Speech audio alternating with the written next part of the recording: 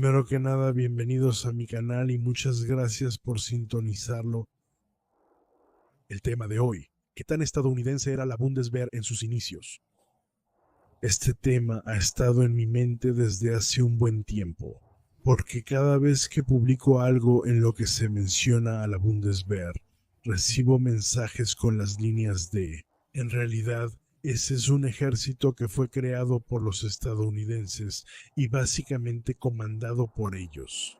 Ellos justifican esto con la fuerte influencia política que, según su opinión, se ejerció en ese entonces, lo cual incluso llegó a extenderse en la estructura y la apariencia del ejército.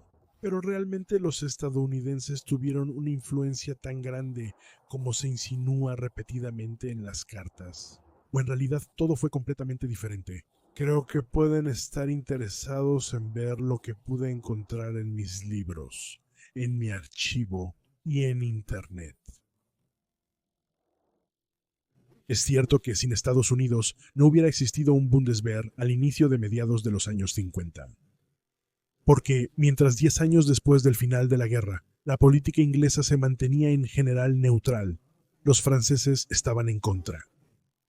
Otro hecho es que a partir de 1956, tanto el ejército alemán, la Fuerza Aérea Federal, como la Marina Federal, todos se formaron casi exclusivamente con armas, tanques, aviones y barcos estadounidenses. Y muchos soldados alemanes, como Fallschirmjäger, fueron entrenados por el ejército estadounidense. Además, también se pueden reconocer paralelismos en las áreas civiles militares enmarcadas en azul de la estructura de la Bundeswehr con las del ejército de los Estados Unidos. Sin embargo, estos fueron implantados por alemanes sin ninguna influencia estadounidense. Los planificadores alemanes implementaron de manera tan rigurosa y exageradamente civilista que el sistema existente hasta hoy obstaculiza más de lo que beneficia. También se exageró el gran parecido externo de la Bundeswehr con el ejército estadounidense. Hablaremos de eso en breve. En cuanto al equipamiento con armas y material surtido por parte de Estados Unidos, eso también aplicaba para todos los demás ejércitos europeos de la OTAN, Organización del Tratado del Atlántico Norte, que en ese entonces estaban bajo la amenaza soviética. La razón de esto era la desastrosa situación económica de Europa Central y Occidental, debilitada por 5 años de guerra, que solo logró su rápida recuperación gracias al Plan de Reconstrucción Económica estadounidense, nombrado así por el secretario de Estado de Estados Unidos, Marshall. Pero como se puede ver en los pagos realizados en el periodo temprano de 1948 a 1953, estos no tenían nada que ver con la formación de fuerzas armadas alemanas, ya que la Bundeswehr se fundó años después, el 12 de noviembre de 1955, y la llegada de armas y equipo estadounidenses también comenzó hasta entonces.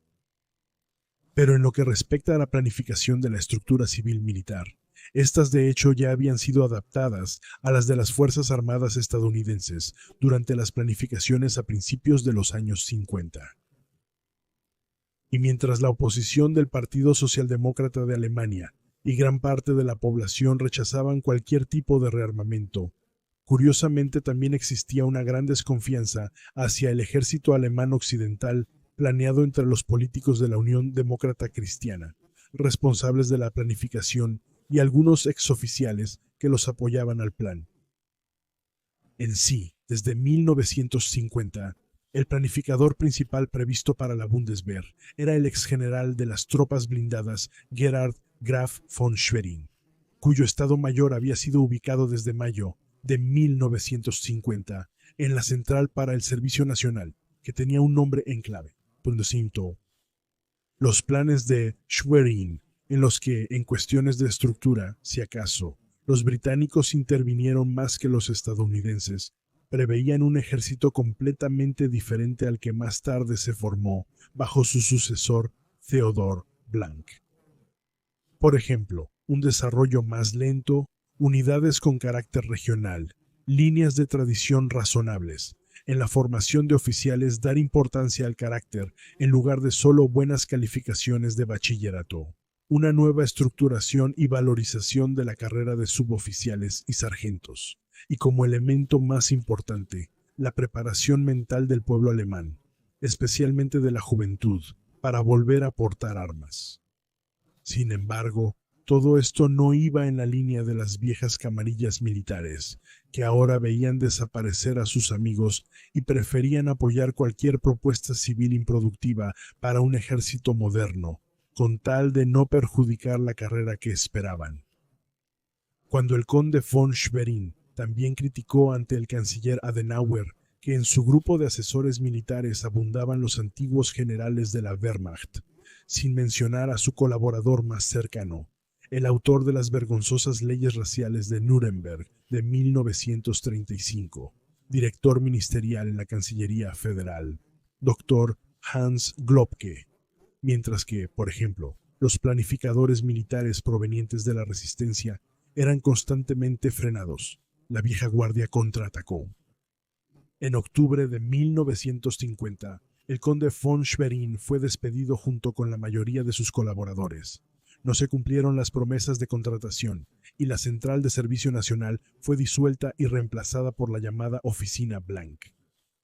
Allí mandaban aquellos que imaginaban la nueva Wehrmacht, como se le llamaba oficialmente entonces, de forma muy diferente.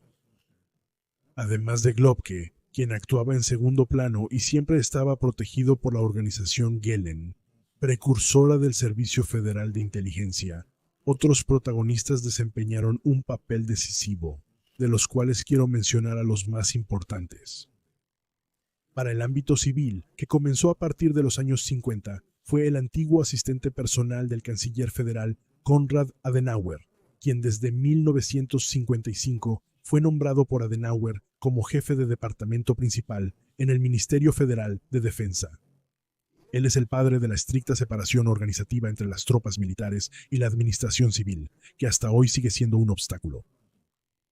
También logró imponer la llamada autorización de la libertad de coalición para los soldados, lo que significa que los soldados de la Bundeswehr, a diferencia de los soldados de la mayoría de los demás países, tienen derecho tanto al voto activo como pasivo. El derecho a ser miembro de un partido político, así como el derecho a organizarse sindicalmente. Todo esto representa una ruptura profunda con las tradiciones de los ejércitos alemanes anteriores. El teniente general de la Wehrmacht, Dr. Hans Speidel, quien fue contratado como general de división en la Bundeswehr en 1955, sospechó desde el principio cómo la designación de Wirmer por parte del canciller influiría en la refundación del ejército. Que Wirmer finalmente haya tomado partido por Blank no le hará bien a la causa, porque él es un fuerte opositor a nuestro grupo.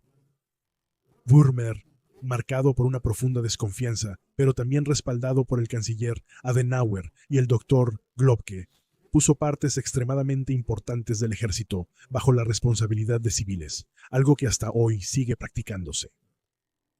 Personal, equipo, tecnología de la información y uso, infraestructura, protección ambiental y servicios, se suma el sistema judicial. El 1 de agosto de 2017, incluso el Servicio de Contrainteligencia Militar. Servicio de Contrainteligencia Militar fue convertido de una dependencia militar de la base de las Fuerzas Armadas a una agencia federal civil superior, ahora también con liderazgo civil. El sistema de intendencia alemán propuesto y probado en 1955 por el exintendente general de la Wehrmacht, Dr. Gerhard Losch, con funcionarios militares, pudo ser rechazado por Wirmer con su sistema de funcionarios administrativos civiles, según el cual, desde entonces, incluso para los puestos de servicio militar más altos, eran tomados por los civiles que son responsables. En sí, el sistema que él implementó y que recordaba a ciertas estructuras estadounidenses no estaba mal pensado desde el principio, si se hubiera practicado también en la tradición del principio estadounidense de la estrecha colaboración entre dependencias civiles y militares. ¿Pero qué funcionario alemán le cede voluntariamente a un soldado parte de su poder civil? En 1976, Wimmer ya estaba jubilado. Incluso lo reafirmó cuando calificó como aparentemente racional el argumento utilizado en 1955 de mantener a la tropa alejada de un trabajo administrativo excesivo. En cambio, él quiso imponer una situación de competencia, cito, por un lado, la independencia de la administración de la Bundeswehr, por el otro, un aspecto de la gestión moderna. Pero cómo era realmente quedó demostrado en la afirmación que expresó, y cito, la democracia tiene el deber constante de desconfiar de sus propios servidores dentro de sus aparatos de poder. Ninguna de las medidas de Wirmer en la oficina Blank fue iniciada por los estadounidenses. Sin embargo, es posible que los británicos hayan jugado un papel en esto. Y por supuesto, los representantes de planificación militar en la oficina Blank, que siendo políticamente ingenuos, apoyaron obedientemente todas las propuestas del civil Wirmer. Entre otras cosas, también fue apoyado por las llamadas reformas como las del general de aviación, Dr. Roberto Naus, quien pertenecía al personal terrestre de la Luftwaffe de la Wehrmacht. Él había propuesto seriamente eliminar por completo el término soldado y reemplazarlo oficialmente por el término ciudadano en uniforme. Con este término civilista tranquilizador, aquí la gráfica moderna de la Bundeswehr al respecto se pretendía, bajo la impresión del ruidoso llamado movimiento sin mí de los años 50, hacer creer a la población que el ciudadano en uniforme pensado era en realidad tan pacífico como el cartero que toca la puerta por la mañana en uniforme o el conductor uniformado de la Bundesbahn. Y como parte de la continua confusión de las mentes, también se eliminó el término guerra del vocabulario de los ciudadanos en uniforme y se reemplazó por la palabra emergencia o caso 5, Bummis Case. Además de la reinvención del liderazgo de personas, que desde entonces se llamó liderazgo interno. A esta idea llegó, entre otros, el segundo protagonista, el exagricultor certificado y luego capitán Wolfgraf von Baudissin. ¿Cómo logró llegar a la conferencia Himmelrüder, que solo contaba con 15 personas y fue convocada por Adenauer para planear el nuevo ejército? Solo se puede suponer. Porque Baudissin, durante la Segunda Guerra Mundial, en 1941, solo estuvo unas semanas en el Estado Mayor del Afrika Korps, en la guerra, para luego, tras un aterrizaje de emergencia de su avión, y luego caer en cautiverio australiano, del que fue liberado 6 años después, en 1947. Durante su cautiverio fue ascendido a mayor en ausencia.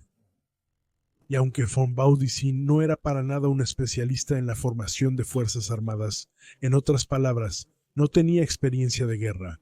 A partir de 1951 trabajó primero en la oficina Blank, luego desde 1956 en la Bundeswehr y fue ascendido a general en un tiempo sorprendentemente corto. Por último y más reciente, como teniente general en altos cargos de la OTAN, Organización del Tratado del Atlántico Norte, Boudessy ingresó aún en servicio activo en 1966 al Sindicato de Servicios Públicos, Transporte y Tránsito. Después de retirarse en 1968, se unió al Partido Socialdemócrata de Alemania, donde apoyó públicamente en 1972 la campaña electoral de Willy Brandt. Y cuando 8 tenientes de la Escuela de Oficiales del Ejército número 2 en Hamburgo se dirigieron al público el 10 de marzo de 1970 con demandas en parte absurdas, este exgeneral, ahora dedicado a la investigación para la paz y politizando, volvió a pronunciarse una vez más con una confesión honesta. Por primera vez, oficiales en servicio activo me han superado por la izquierda. No se sabe si detrás de las medidas de las que el conde Baudissin también fue responsable estaban los ingleses o australianos, cuya prisión de guerra pudo disfrutar durante 7 años. En resumen, nuevamente no fueron los estadounidenses. Después del estallido de la Guerra de Corea en 1950, los estadounidenses, con su urgente demanda de crear fuerzas armadas alemanas, esperaban conseguir como nuevo aliado algo así como una versión democrática de la Wehrmacht, tal como se presentaba la Policía Federal de Fronteras, aprobada por ellos en 1951, y no un ejército dirigido y controlado repetidamente por civiles, con una estructura dudosa, mitad militar y mitad civil, que había sido decidida por políticos de partido en cuartos traseros. Eso fue exactamente lo que sucedió también cuando se trató de darle un nombre al nuevo ejército, y estaban sobre la mesa los dos términos, Wehrmacht o Bundeswehr.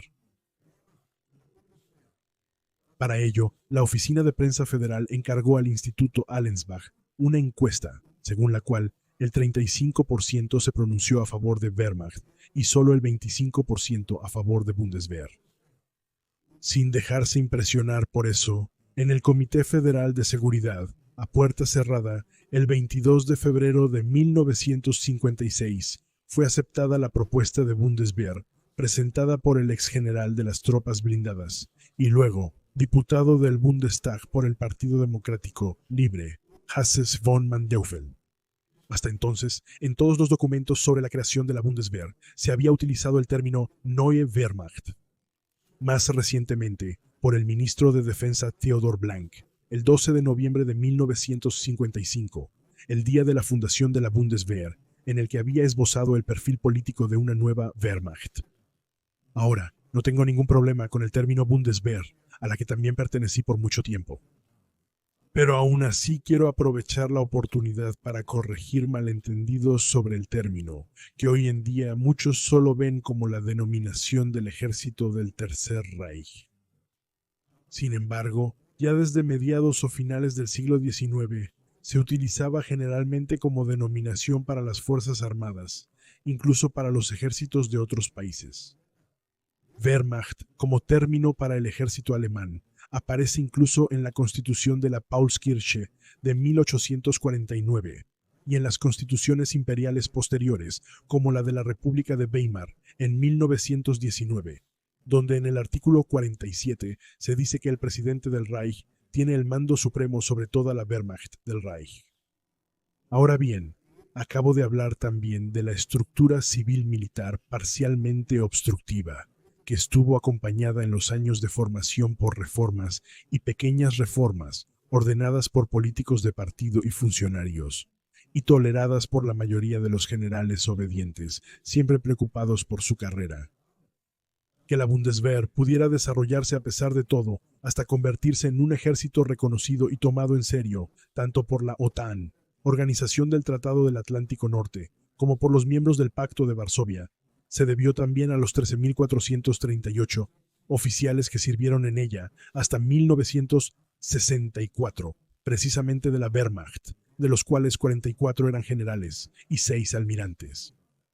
Entre ellos también había un gran número de portadores de la Cruz de Caballero de la Cruz de Hierro, es decir, 385 del ejército, 254 de la Fuerza Aérea, entre ellos el piloto de caza más exitoso en la historia de la guerra aérea, Erich Hartmann, condecorado con diamantes, 66 de la Marina de Guerra y 9 de las Waffen-SS. Además, desde 1956 se habían contratado alrededor de 24.000 suboficiales, principalmente provenientes de la Wehrmacht, y en este caso tampoco los estadounidenses ejercieron ninguna influencia. Sin embargo, para el ex general de división de la Wehrmacht, Adolf Heusinger, la situación era totalmente distinta. A partir de 1937, él fue asignado al Departamento de Operaciones del Estado Mayor en el alto mando del ejército, y desde octubre de 1940 fue jefe de este departamento encargado de la dirección estratégica y operativa de las unidades del ejército, lo que lo convertía prácticamente en el número 3 en la jerarquía de planificación del ejército. Después de la guerra, fue un miembro destacado del departamento alemán del Grupo de Investigación Histórica Militar del Ejército de los Estados Unidos, que primero estuvo ubicado en Königstein im Taunus y luego en Karlsruhe, y probablemente a petición de ellos, a partir de 1952, fue jefe del importante departamento militar en la Oficina Blank, y desde 1955 ocupó los cargos más altos tanto en la Bundeswehr como en la OTAN, Organización del Tratado del Atlántico Norte. Sin embargo, como se puede ver en la carta muy personal de 25 páginas dirigida a él el 28 de febrero de 1955 por Adolf von Kielmansegg, ex coronel de la Wehrmacht y asesor de política militar en la oficina Blank. Heusinger ya era muy controvertido entre sus propios compañeros desde muy temprano. En la carta se le responsabiliza, citó, por su blandura y falta de decisión, del espíritu poco agradable en el departamento militar, según la opinión de Kielmansegg. Y, lo que probablemente pesaba aún más, citó que nunca había comandado ante el enemigo ni había visto jamás a un ruso. ¿Cómo es que Heusinger llegó a tener una responsabilidad tan alta? Solo se puede suponer. El hecho es que el Comité de Evaluación de Personal para exmiembros de la Wehrmacht calificó a Heusinger, después de su examen de presentación, como no apto para ser reincorporado en la Bundeswehr. Pero Heusinger fue de 1948 a 1950, bajo el seudónimo de Horn, también colaborador de la organización Gehlen, conocida como Org, con sede en Pullach, cerca de Múnich, y tenía en su director a un fuerte aliado. El tercer protagonista que, junto con Würmer y el conde Baudissin, ejerció una gran influencia desde las sombras en la creación de la Bundeswehr. El astuto general de división retirado, Reinhard Gehlen, quien durante la guerra fue jefe del Departamento de Ejércitos Extranjeros del Este en el Oberkommando der Wehrmacht y después jefe de la organización Gehlen, creada, financiada y supervisada por la CIA, Agencia Central de Inteligencia estadounidense, precursora del Servicio Federal de Inteligencia. Con esto, los Estados Unidos se aseguraron el control de la oficina más importante del Estado alemán occidental, el Servicio de Inteligencia, que a partir de entonces, gracias a sus hombres de confianza ubicados en todos los comités militares importantes, se enteraba de todos los planes y luego movía los hilos con éxito. Después de haber mencionado al principio los envíos de armas de Estados Unidos y de haber señalado en azul la estructura civil militar que en ese entonces fue parcialmente asumida por los estadounidenses debido a la desconfianza de Würmer, paso ahora a la apariencia exterior.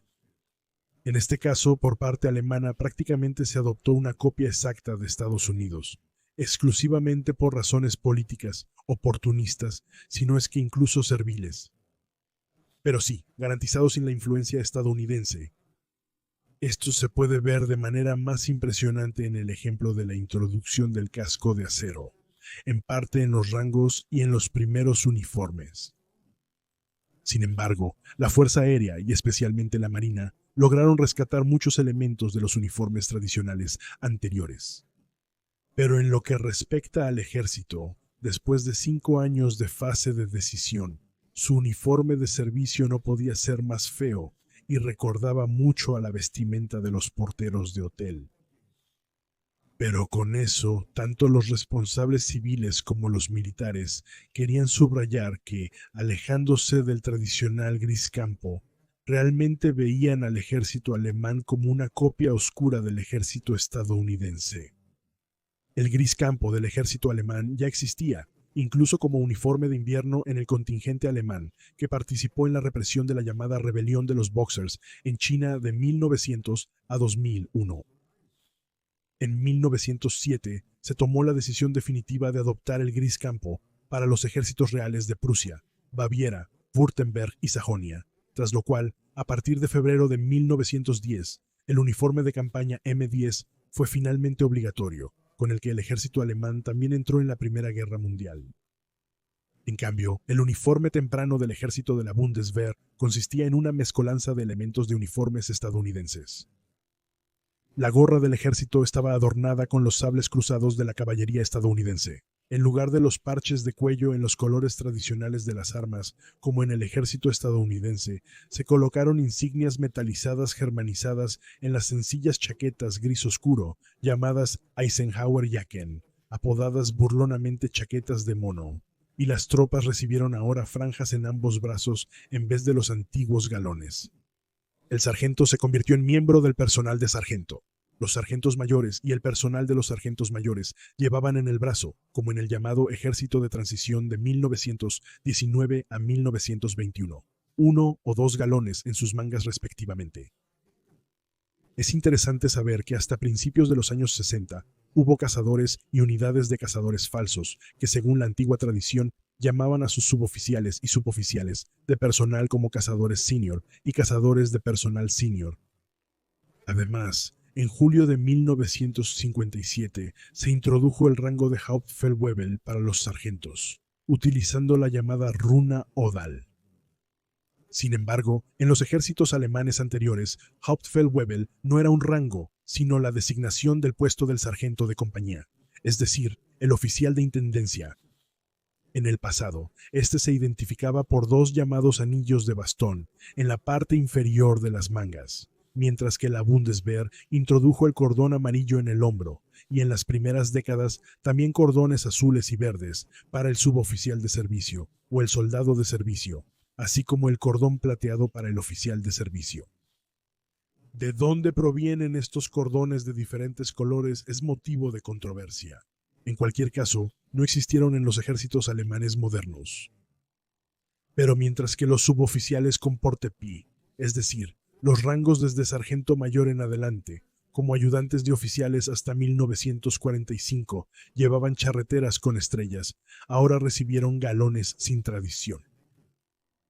Incluso las charreteras de oficial inspiradas en los antiguos ejércitos alemanes, utilizadas por ejemplo en la Policía Federal de Fronteras, fueron descartadas en la Bundeswehr por razones políticas y reemplazadas por estrellas plateadas insertadas en las sombreras para oficiales de Estado Mayor, con hojas de roble plateadas para generales en dorado. Sus rangos fueron adoptados del ámbito anglosajón, como el de general de brigada. Se eliminó el rango de general de la respectiva rama de tropas, así como el de coronel general, con lo cual se puso fin a la continuidad que existía desde el Imperio Alemán, la Reichswehr, la Wehrmacht y hasta 1990 incluso en el Ejército Popular Nacional. Y a diferencia de la mayoría de los ejércitos del mundo, los oficiales alemanes tampoco recibieron sables que recordaran a la espada de la caballería. La imagen muestra la Guardia de Honor austriaca.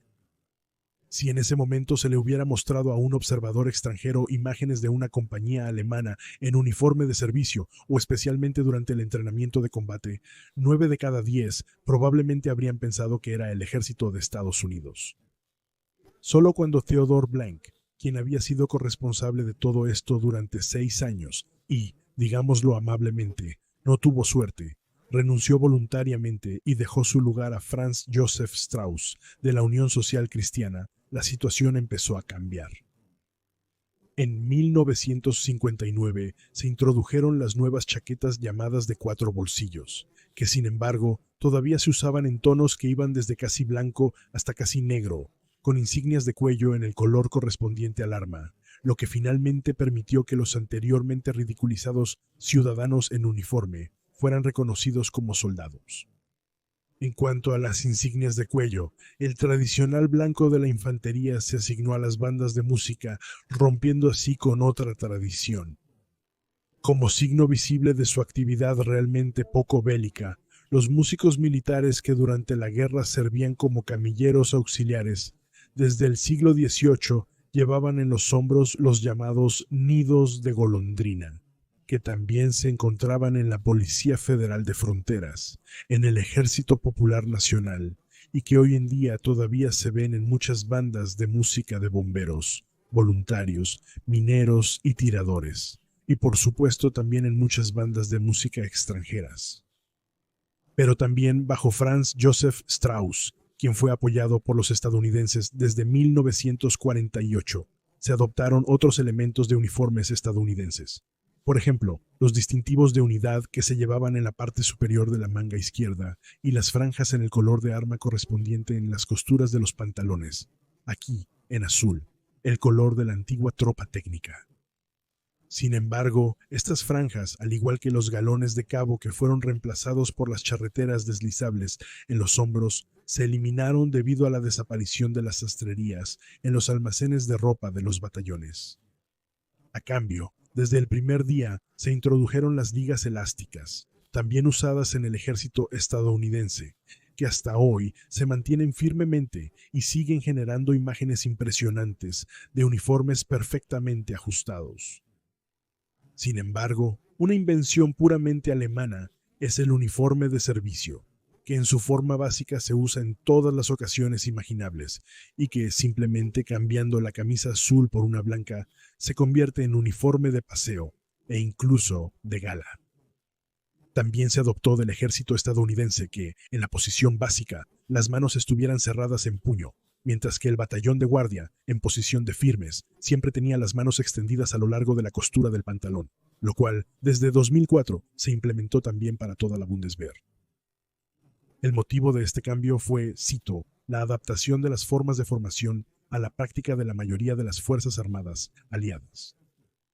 Y como la siguiente ocurrencia de la Bundeswehr, se afirmó seriamente que tener los dedos extendidos, citó, provocaría una postura de la mano menos tensa y también sería más fácil de enseñar.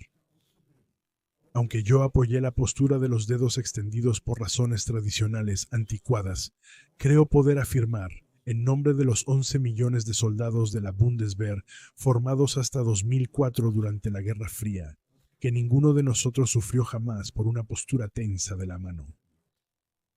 Otra particularidad estadounidense también fue adoptada por la Bundeswehr en sus inicios, es decir, la forma en que llevan sus medallas y condecoraciones. Con esto también se puso fin a la tradición alemana, mantenida durante siglos y también por otros ejércitos, de portar las medallas y condecoraciones originales. Y como es habitual en el ejército estadounidense, ahora también se colocan las llamadas ribbons en las condecoraciones existentes, como aquí en la Cruz de Honor de la Bundeswehr, por valentía. Finalmente, en la Bundeswehr se renunció para, citó, diferenciarse del ceremonial militar de la Wehrmacht al paso de desfile, que ya se practicaba en tiempos del Kaiser, mientras que en la National Volksarmee de la República Democrática Alemana se siguió practicando hasta el final, para alegría del público impresionado, sin que al gran hermano socialista en Moscú le preocupara en lo más mínimo. El ejemplo más claro del afán de los planificadores de la Bundeswehr por adaptar externamente el ejército alemán al de los estadounidenses es la adquisición del casco de acero. Porque aunque después de la guerra cientos de miles de bomberos voluntarios, cientos de efectivos de las policías estatales de reserva y la entonces militante Policía Federal de Fronteras, todos ellos usaban sin objeción de antiguos enemigos de guerra, alemanes, la forma del casco de acero, introducido en la Primera Guerra Mundial. Desde el modelo de 1916, el M35 y M53, influyentes protagonistas en la Oficina Blank y políticos de los comités parlamentarios que siempre intervenían, afirmaban que los soldados de países aliados se sentirían ofendidos si la Bundeswehr recordara siquiera en matices a la Wehrmacht. En consecuencia, el nuevo ejército ofreció exactamente lo contrario de lo que habían sido los ejércitos alemanes anteriores, incluso yendo atrás hasta el siglo XIX. Pero eso era exactamente lo que una parte específica de los planificadores había querido. Porque en realidad existía la directriz política de que las tradiciones que se crearían para la Bundeswehr debían desarrollarse reflejando las de la Armada de los Estados Unidos. Que todo esto sucedió simplemente por obediencia anticipada no hace falta mencionarlo, porque ningún general estadounidense habría sacrificado ni un minuto de su vida en ese entonces para ocuparse de la cuestión del gorro militar alemán o del uniforme. Fueron los funcionarios que más tarde residirían en la Oficina Federal de Tecnología y Adquisiciones de Defensa en Coblenza, quienes, el 1 de octubre de 1955, otorgaron el permiso de importación del casco de acero estadounidense M1, fabricado en Bélgica y ligeramente modificado, que luego, a partir de junio de 1956, llegó a las tropas. Que este casco de 2 piezas, a diferencia de los cascos de acero alemanes de una sola pieza M35 hasta M42, ofrecía menos protección y se deslizaba fácilmente sobre los ojos durante el uso. Además de abollarse muy rápido, no importaba. Porque esta otra aproximación visual al modelo estadounidense debía ser, durante la Guerra Fría, otro ejemplo claro de la orientación occidental de la Bundeswehr. Pero cuando se demostró la inutilidad de este casco, fabricado por cientos de miles en Bélgica, en la necesidad se recurrió para algunas ramas de tropas al casco equivocado Mega M 1038, que a partir de septiembre de 1972 también fue introducido en el recién formado Grupo de Protección Fronteriza, Grupo de Protección de Fronteras 9. Y ni siquiera las unidades antiterroristas israelíes, entrenadas junto con ellos, se molestaron por ello. Otro ejemplo de lo doctrinarias y políticas que fueron las decisiones tomadas en 1955. Pero apenas las Fuerzas Armadas estadounidenses introdujeron en 1983 un casco de combate muy similar al antiguo casco de acero alemán, al que los GIs incluso apodaron en broma Fritz. Los militares alemanes también se animaron y adquirieron para la Bundeswehr el casco M90 y 2, aunque después de una larga fase de pruebas como es habitual en Alemania.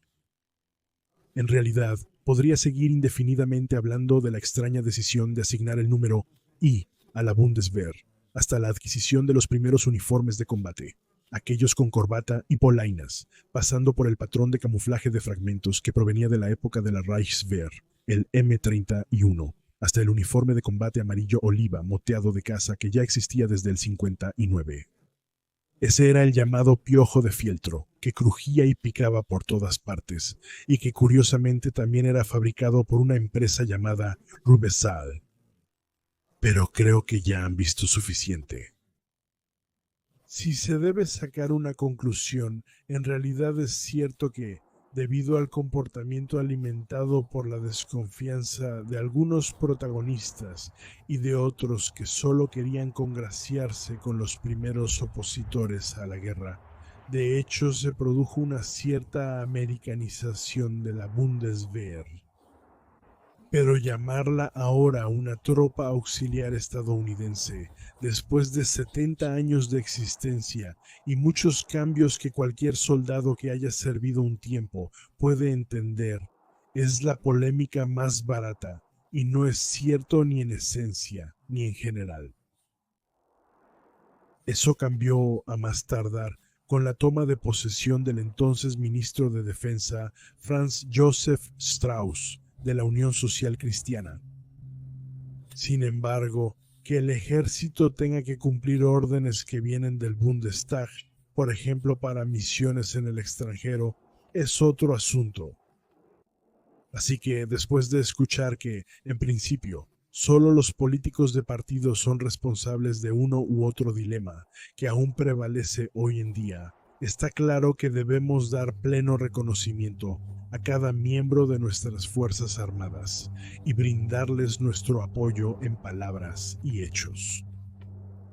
Especialmente en una época que, incluso hoy, sigue siendo políticamente desfavorable para ellos. Les agradezco su apoyo, les deseo lo mejor y espero con gusto el próximo video con ustedes.